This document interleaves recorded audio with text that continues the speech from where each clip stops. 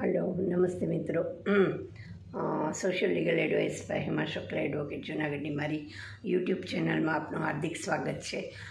મિત્રો, આજ રોજ તારીખ 23/10/25ને આસો સુદ બીજું નવરાત્રિ છે અને આપણે આજે એક નવો પ્રોજેક્ટ શરૂ કરીએ છીએ આની ઉપર કે ખાસ કરીને જૂનાગઢની નાગરી પરંપરાથી ગવાતા બેઠા ગરબા એનો થોડું આપણે વિહંગાવલોકન અને થોડું એની પરિચય વગેરે આપશું, જે સાધારણ રીતે બીજાને ઓછો પરિચય એનો હોય છે એ રીતે.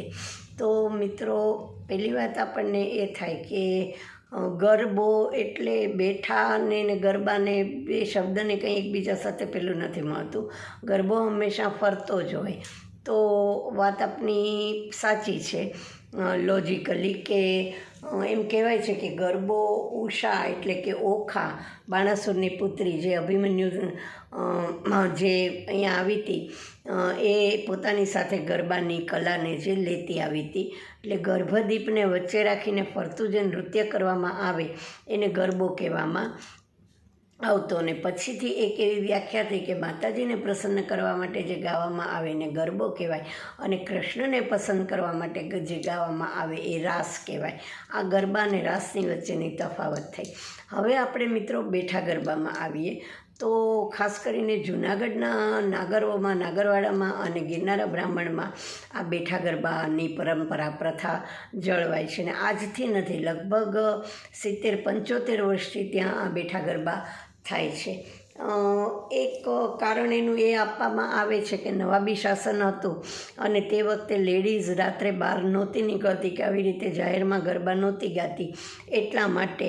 પણ આ વસ્તુ માનવાને બહુ તાર્કિક રીતે કારણ એટલા માટે નથી કે તે વખતે પણ ગરબી તો નાની બાળાઓ જ કરતી હતી અને નવાબી શાસનમાં ક્યાંય કોઈની જરાય અસલામતી કે કંઈ હતી જ નહીં. અને બીજું કે નાગરવાડાના જે ભાગો ઢેબર ફળિયું છે, અંબાઈ ફળિયું છે, વડફળિયું છે, આ બધા એટલા બધા ઇન્ટિરિયરમાં આવેલા છે કે ત્યાં અમસ્તો પણ કોઈ ભય હોવાનું કે પ્રજા અસલામત હોવાનું કે લેડીઝ અસલામત હોવાનું કે કંઈ બહુ માનવાને કારણ નથી.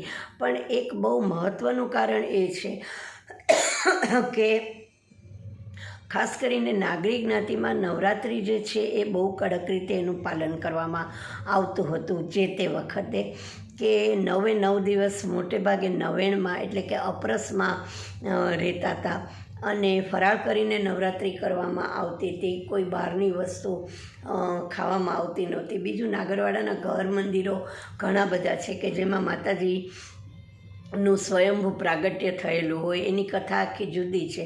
એટલે ઘરમાં માતાજી હોય એટલે એ રીતે પણ આખો દિવસ એનું કામ પહોંચતું હોય. ગરબો લીધો હોય, બધા દર્શન કરવા આવતા હોય, અખંડ દીવો હોય એનું જાળવણી કરવાની હોય, એમાં દિવેલ પૂરવાનું ને બધું હોય. બાળકો નાના હોય એટલે એનું અડીશ આભડીશ ને એ બધું ચાલતું હોય. એટલે એની વચ્ચેથી પરંપરા અને મર્યાદા જળવાય કે સ્વચ્છતા જળવાય. ગાર લીપણના ઘર હતા, આટલું બધું સ્વચ્છતાનું, કચરા પોતાનું એ બધું પેલું નહોતું.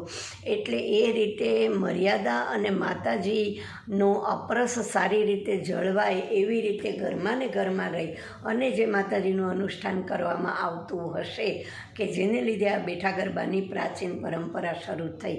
અને મોટે ભાગે આ બેઠા ગરબા લેડીઝ લોકો જે છે એ સાંજે 5 થી 7 ગાતા હતા કે જ્યારે એ લોકો ફ્રી હોય, સાંજની રસોઈનું હજી શરૂ ન થયું હોય અને સવારનું બધું પરવારી ગયા હોય એવા ગાળામાં.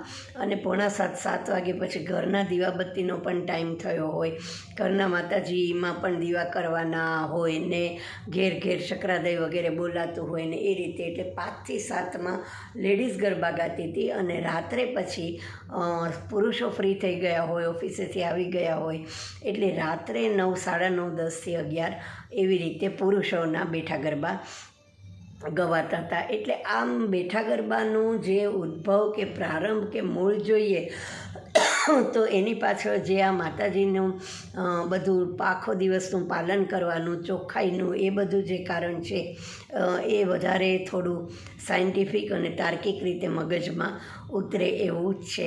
આ બેઠા ગરબાની 75 વર્ષથી પરંપરા આજે પણ ચાલુ છે જૂનાગઢના નાગરવાડામાં. અને ખાસ કરીને હવે તો મોટે ભાગે રાત્રે બેઠા ગરબા હોય છે. આ બેઠા ગરબાની વિશિષ્ટતાઓ ઘણી બધી છે. પહેલાં તો એના ગાયક વૃંદની વિશિષ્ટતા જોઈએ તો મોટે ભાગે નાગરો અને નાગરાણીઓ સુરીલા તો હોય જ છે, એમને તાલ વગેરેનું પણ જ્ઞાન હોય છે.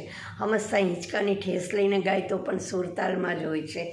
એટલે કોઈ પણ પ્રકારના માઇક કે બહારની વાજિંત્ર વગર, ઇલેક્ટ્રોનિક સાધનો વગર આ ગરબા ગવાતા હોય છે.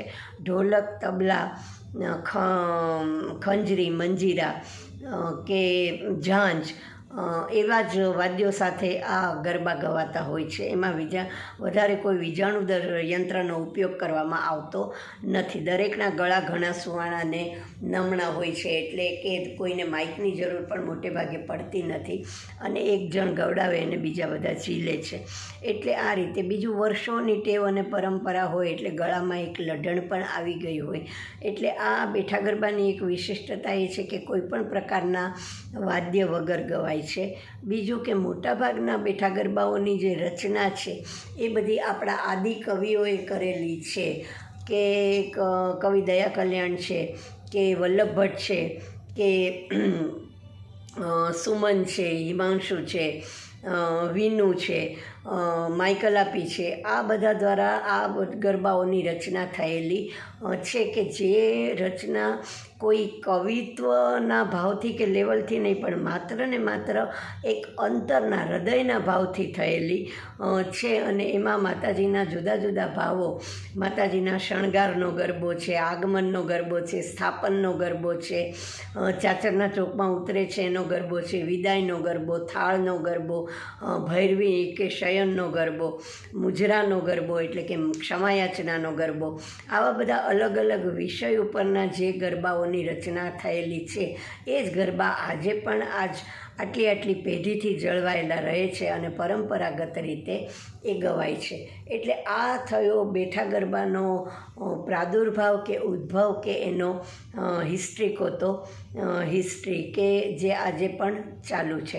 હવે પછી આપણે એની પરંપરા અને વિશેષતાને એ વિશે આપણે સેકન્ડ પાર્ટમાં લઈશું મિત્રો. તો આપણે ફરી મળીએ છીએ બેઠા ગરબા નાગરી પરંપરા પાર્ટ 2માં. ત્યાં સુધી રજા આપશો.